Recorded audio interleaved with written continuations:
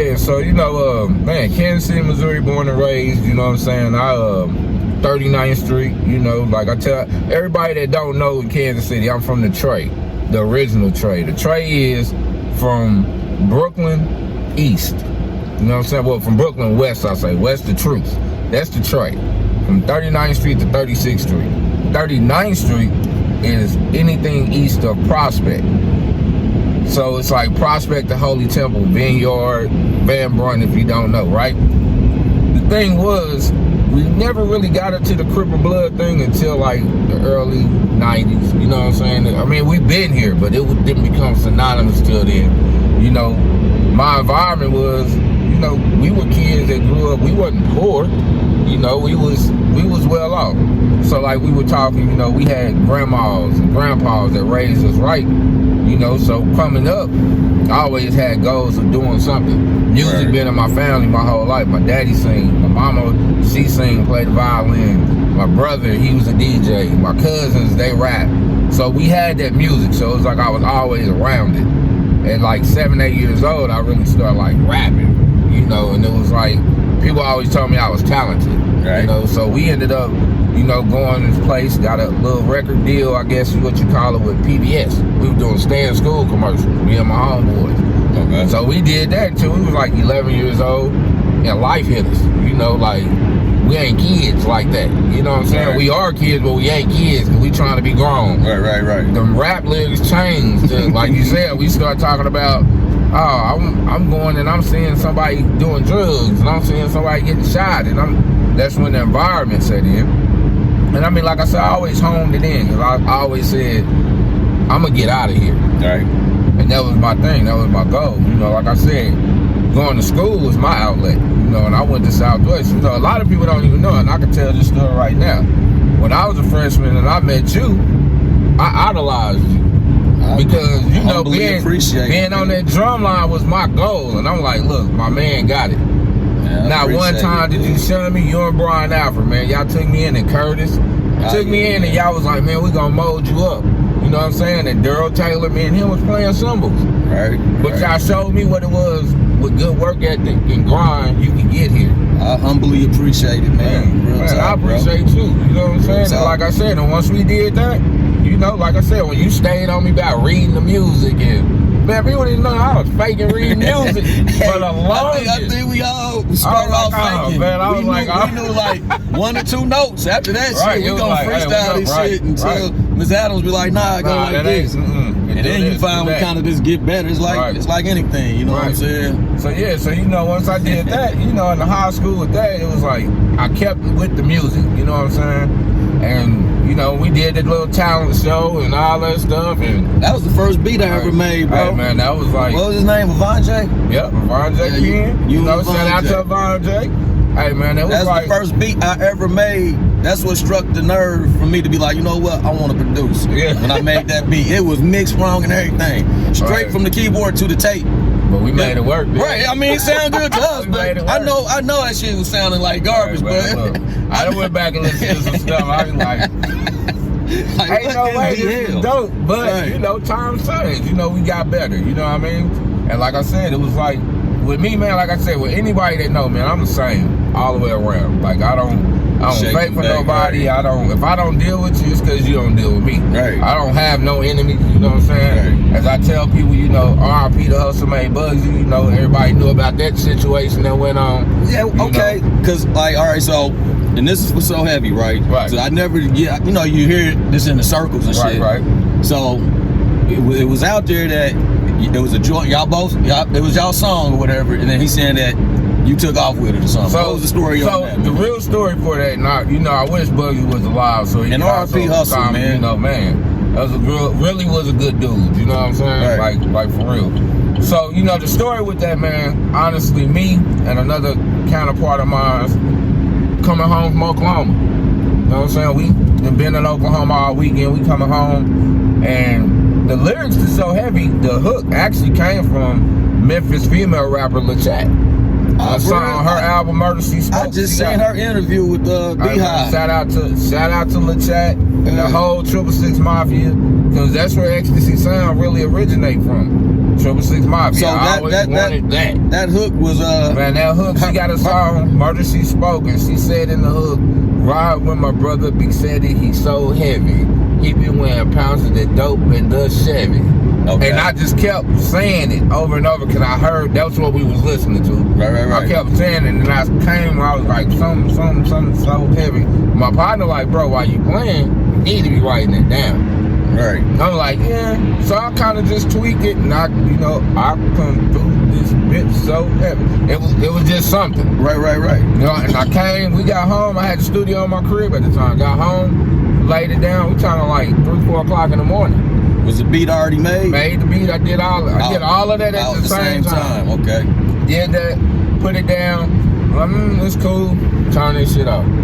So you know, and it was like, it sat there for like the next day. I woke up and it was there. You know what I'm saying? It was like, just to show you how God works, it's like, I was leaving it alone. Right. And I was like, okay, got up, light still blinking. I'm like, let me see what I did.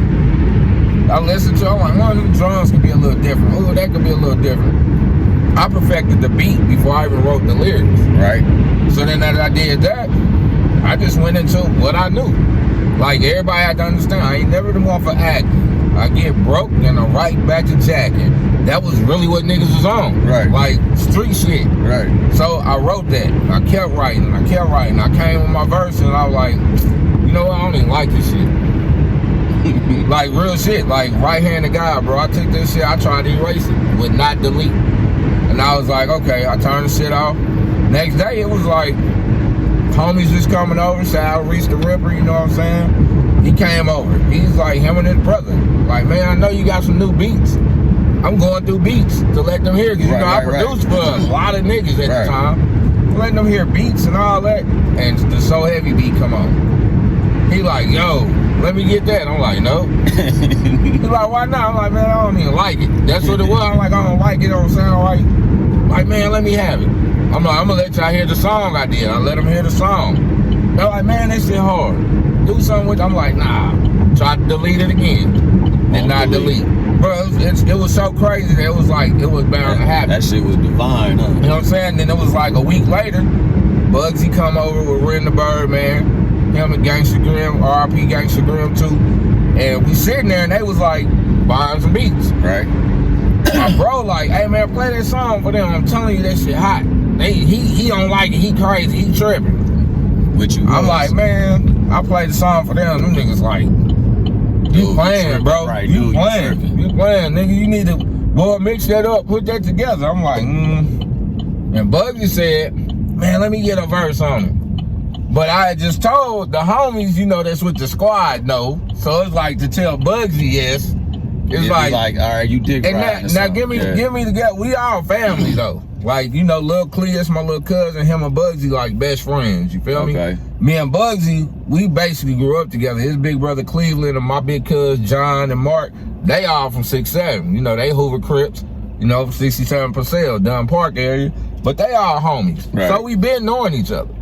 You know what I'm saying? Right. The music just kind of brought us closer together. But then, like I said, you know, Bugsy was the one that introduced me to the Kansas side of things. Okay. He like, Kansas it's a melting pot, bro. You can eat over there. They love our music. Right. And I deal with Kansas like that. At the time, Bugsy was in a group too with my cousin Mike, my big cousin.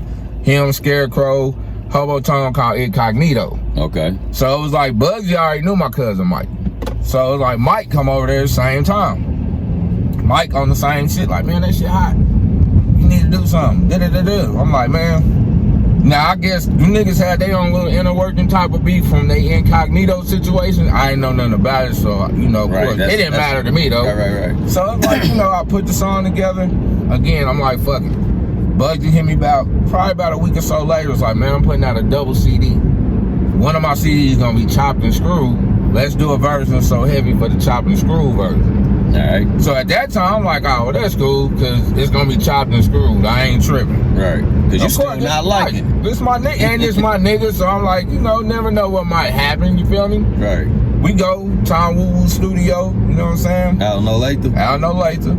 Is he still around? Together. Man, you know, I don't know. You know what, I see JD the Time Bomb all the time. But I don't know if Woo's still working or not. All right. But you know, yeah, keep going. We go work the record. We do the record. It's me, my whole squad. It's the whole family tree. We in the studio clowning. We having a good time. Right. We do the song. I specifically say to Woo, "Hey man, erase that beat because I don't want nobody to have the beat." He's like, "All right, cool." So you know, like I say, shit trickles out. Bug hit me up. Like, bro, I got the CDs. Like, cool. Now I never forget because one CD was blue. The chop and screw one was green. Okay. Dude named Ra did the chop and screw for him, right? Okay. So I'm hearing the chop and screw, and at the time we was in the screw heavy. You know, we used to go to Texas all the time, so I fuck with Screw. RIP to DJ Screw. You know what I'm saying?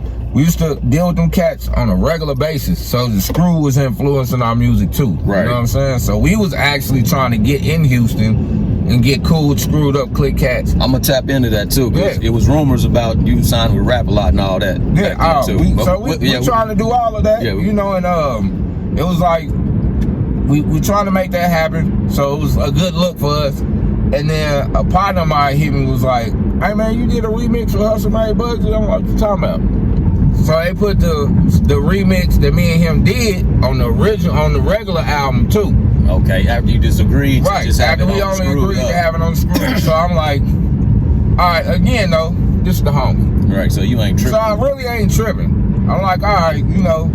And at the time too, you know, I think what everybody didn't understand is I did not have any plans of ever releasing So Heavy on my own because I did not like the record. Right. So at the time of him doing that, we were working on our Killer Unit EP. Me, Lil Clee, my homeboy Chalk, and my homeboy 50 Cal, right? Okay. So that was the project we working. We got Mac Dre on it, Mr. Servon on it. We had a bunch of records that we had just put together, you feel me? Right. When we go to master it, they put So Heavy on the master. So Clear's like, as a gift to me, they like, we putting this record out. So when the Killer Unit EP come out. After Bugsy already got it out. No, they coming out the same time. Oh, okay. They coming out, because we just got his masters, and I'm hearing it.